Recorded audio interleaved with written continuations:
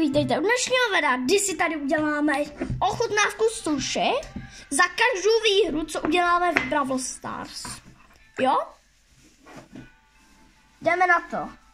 Za každou výhru, co dáme v Brawl Stars, ochutnáme jedno sushi. A moje segra, když dám výhru, tak musí ochutnat wasabi. Ne, nemluví takhle, musíš říct, jak mluvíš. Tak jo, jdeme na to. Jenom kdybyste se ptali, už mám nazbíraných 72 sushi.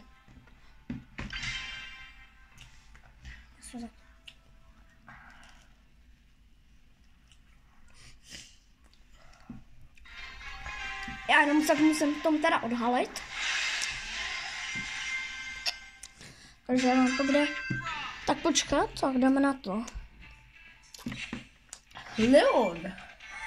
No, Lily. Ježiš, mám tady blbý internet docela. Ta Lily je hrozná. Radši důvodní. Než mě zabije. Ty! Si dá gadžetku. Mám tady. Ty vole. Neklona vždycky se dává dvojnásobný damage. Takže nás takhle špážel, jo? Takže to znamená, že jsi dáš sushi? Ne, prohrál jsem. Ne, za každou výhru, teda Ne, řekl jsem výhru. Teda, no za výhru, no. Takže že si vezmeme někoho lehčí, jo. Tak kterou jsme si vzali třeba? Gasev! Ne, uděláme z vtipný. Hihi, Edgar.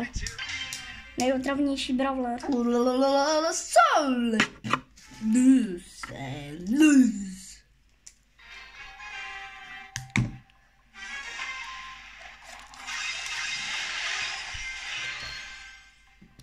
Jo. Tak jo, jdeme na hru, yes. Teď musíme vyhrát, aby jsme si dali sushi a odhalím se. Když jsem to měl v plánu dělat za 24 odběratelů. A to je jedno, co bych pro vás neudělal. Jo. Ten 8-bit. To bolí. Yes. Dobrý? Nestihl dát damage booster.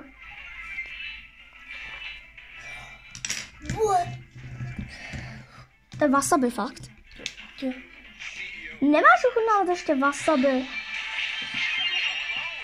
Proč jsi ochutnala wasabi, když jsi ještě ne. Ale je to wasabi.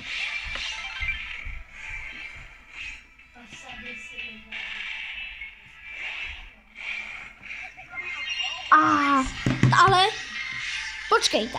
4. místo se ještě bere jako výhra.